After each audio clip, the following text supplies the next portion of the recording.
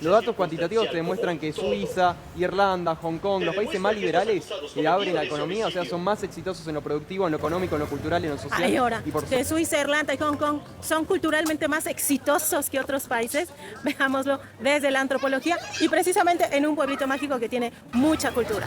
Culturalmente más exitosos. Ahora, es una de las ideas más peligrosas que el pensamiento occidental produjo en los últimos 200 años. Y tiene nombre, tiene historia y por supuesto tiene víctimas. Empecemos.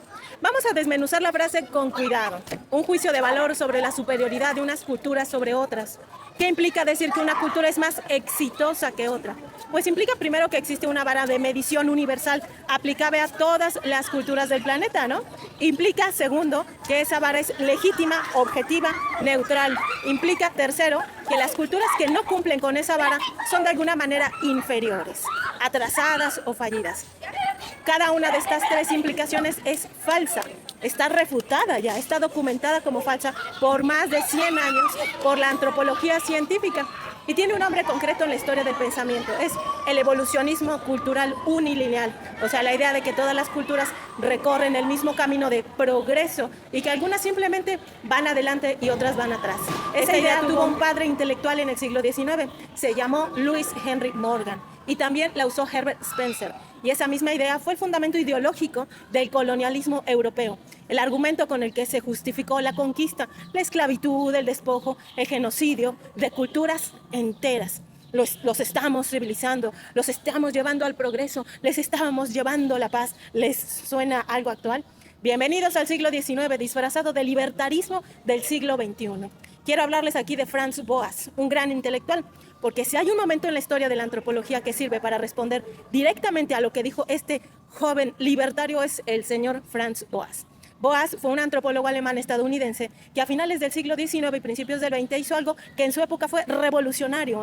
Y que Espera, si te está gustando mi contenido, puedes apoyarlo comprando cafecito veracruzano aquí de Coatepec, Veracruz. Ahora ya tenemos productos de miel natural, vainilla natural y agüita que te ataranta de caña de diferentes sabores, producidos por manos artesanas del pueblo. Consume local, prueba y conserva la tradición de los pueblos. Mensaje en privado o a mi WhatsApp. Y que hoy es el fundamento de toda la antropología científica seria. Demostró con trabajo de campo riguroso, o sea, yendo a las comunidades, a las sociedades, con datos comparativos, con etnografía real, que no existe una jerarquía objetiva entre las culturas. Eso es absurdo. Su concepto central fue el relativismo cultural, o sea, cada cultura debe de ser entendida en sus propios términos, desde su propia lógica interna, desde su propia historia, desde sus propias condiciones materiales y simbólicas. No existe una cultura superior, que no les engañen. Existen culturas distintas, cada una con soluciones propias a los desafíos de existencia humana. Boas no dijo esto como una postura política bonita porque se le ocurrió nada más porque sí. Lo demostró científicamente, estudió lenguas, cuerpos, prácticas rituales, sistemas económicos, organizaciones sociales de pueblos en todo el mundo. Llegó a una conclusión que destruyó el evolucionismo unilineal de su época. La diversidad cultural no es una escala de progreso, es una expresión de creatividad humana adaptándose a contextos distintos. Sus discípulas Ruth Benedict y Margaret Mead, grandes pensadoras, profundizaron esto. Benedict, en su obra fundamental, demostró que cada cultura tiene una configuración propia, una coherencia interna que solo puede entenderse desde dentro, nunca desde fuera con una vara importada. Entonces, cuando este joven libertario dice que Suiza es culturalmente más exitosa que, pues no sé, digamos, Bolivia, Senegal o aquí el bonito Coatepec, lo que está diciendo, aunque no lo sepa, es exactamente lo que Boas pasó toda su vida académica refutando. Está implicando la vara de una cultura específica, o sea, occidental, industrializada, financiada, como si fuera esa vara universal, como si el PIB per cápita fuera el único indicador válido para la complejidad, la riqueza y el valor de una cultura humana. Y eso en términos científicos es un absoluto error. En términos históricos es el argumento del colonizador y en términos éticos es clasismo con pretensiones de objetividad. Ahora quiero ir más a fondo todavía, porque no solo hay un problema filosófico con medir culturas, hay un problema histórico que la etnohistoria, como parte de la antropología, documenta con precisión. La etnohistoria es la disciplina en la que estudiamos las culturas a través de tiempos, combinando la antropología con la historia, con los documentos escritos, con la tradición oral, la arqueología con la memoria viva de los pueblos. Y lo que la etnohistoria nos enseña de manera consistente en todos los contextos, en todos los continentes, es esto. Las culturas que hoy aparecen como menos exitosas, entre comillas, en términos económicos, nórdicos no llegaron a esa condición por inferioridad cultural, ¿no? Llegaron ahí por conquistas, por invasiones, por extracción colonial, despojos sistemáticos y, por supuesto, mucho tipo de violencias y estructurales. ¿Quieren ejemplos concretos? Pues vamos a dárselos.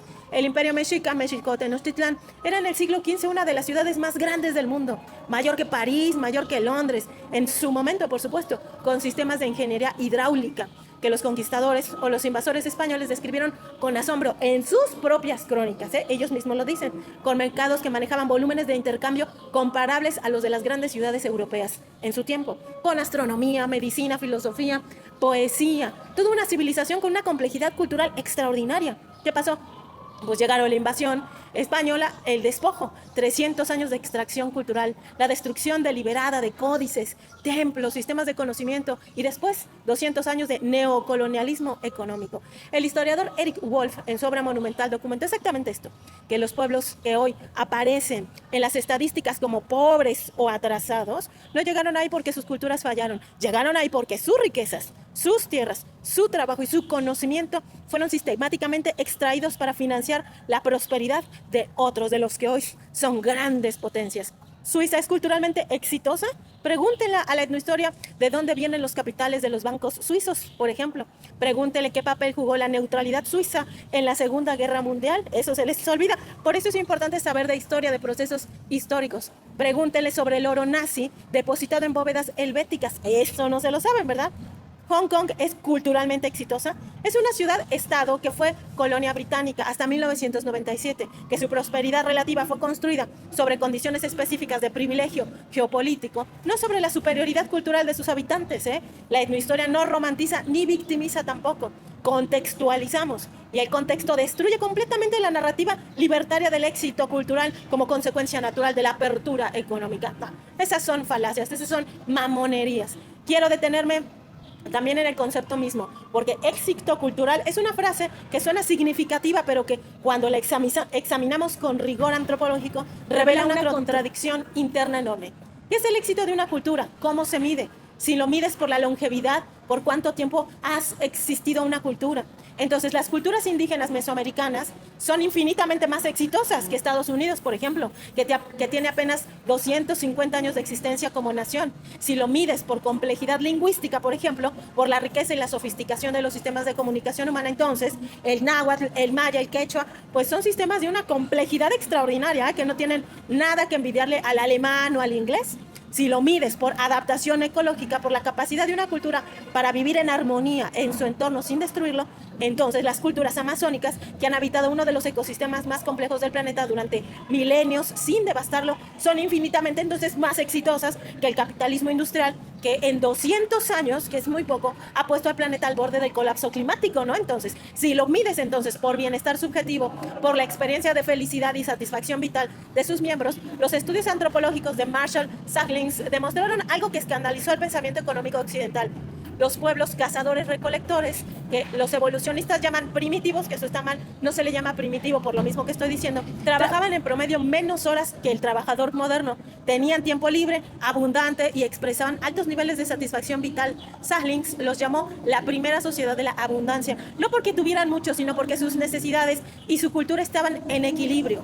¿Ven el problema? El concepto de éxito cultural no es neutro, es una trampa que solo funciona si aceptamos previamente que el único indicador válido es el económico, que el único valor real es el monetario, que la única forma legítima de organizar la vida humana es la del mercado capitalista, y esa aceptación previa no es un hecho objetivo, es una ideología muy específica, con una historia muy específica que se llama etnocentrismo económico. Clifford Hertz, otro señor, un antropólogo también, muy influyente en el siglo XX, argumentó que la cultura es una red de significados que los seres humanos construyen y habitan. No hay culturas más ricas o más pobres en significados. Hay culturas distintas, en redes distintas, con preguntas distintas sobre la existencia. Medir esas redes con el PIB es como medir, no sé, la profundidad del océano con un termómetro, haz de cuenta. Es una tontería. No es que el resultado sea inexacto. Es que el instrumento está midiendo la cosa equivocada. Cuando alguien dice que Suiza es culturalmente más exitosa que los demás países, lo que está diciendo, aunque creo que no lo sabe, aunque crea que está hablando de libertad económica y de datos objetivos, es que la cultura de los ricos es mejor que la cultura de los pobres. Eso es nada más y nada menos que clasismo. Clasismo con acento etnocéntrico, clasismo con pretensiones científicas, y no lo son, pero clasismo al fin y al cabo. Y el clasismo cultural no es un fenómeno nuevo. Pierre Bourdieu lo documentó exhaustivamente en su obra. Las clases dominantes no solo controlan el capital económico, controlan el capital cultural. Definen qué cuenta como conocimiento legítimo, qué cuenta como arte legítimo, qué cuenta como cultura legítima. Y esa definición siempre sistemáticamente excluye y subordina las expresiones culturales de las clases y pueblos dominados. Cuando este joven libertario dice que los países económicamente prósperos son culturalmente superiores, está reproduciendo exactamente ese mecanismo. Está diciendo que la cultura que produce más PIB es la mejor cultura, que la cultura que acumula más capital es la más valiosa, que la cultura que el mercado premia merece más respeto, que la que el mercado ignora o explota. La música, la cosmovisión, la filosofía, la medicina, la astronomía, la narrativa oral de los pueblos originarios de América, de África, de Asia, etc. Todo eso no aparece en las estadísticas de libertad económica del índice de Fraser. Por lo tanto, para el libertario que usa esas estadísticas como único marco de referencia, no existe, o peor, existe como evidencia de atraso. Y eso no es un análisis, no es objetivo, eso es prejuicio, es clasismo. Y es así que la antropología nació como un proyecto de resistencia contra exactamente este tipo de pensamientos burdos. Nació para decirle al mundo occidental que su cultura no es el centro del universo, que no existe una escala objetiva de civilización. ¿Quiénes son más civilizados que otros? Eso es falaz, que la diversidad cultural no es un problema a resolver, sino la mayor riqueza de la especie humana. Boas lo dijo en 1887, Benedict lo demostró en los años 30, Wolf lo documentó en los 80, Segato lo argumenta hoy, y sin embargo en 2026 un joven con acceso a redes sociales puede decir que Suiza es culturalmente superior a otros países y hacerlo con la convicción de quien cree que los datos están de su lado. Los datos no dicen eso. Los datos miden lo que fueron diseñados para medir y fueron diseñados por culturas específicas, con intereses específicos, en momentos históricos específicos. La próxima vez que alguien les diga que una cultura es más exitosa que otra, pregúntele, ¿exitosa según quién? ¿Medida con qué vara? ¿Construida con qué historia? ¿A costa de quién?